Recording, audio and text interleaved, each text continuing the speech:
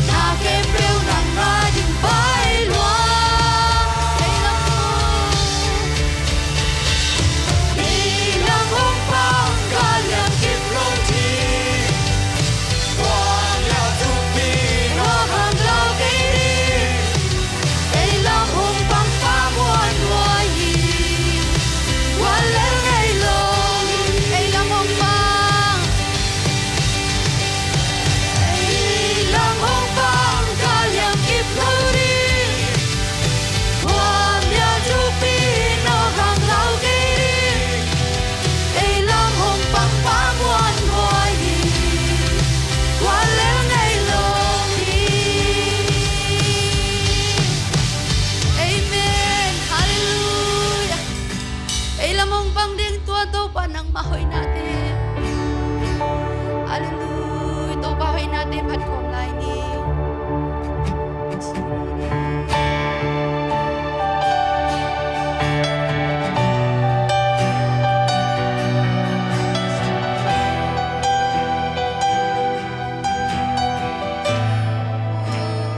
Kanot na penun Kaut namun lagi bunga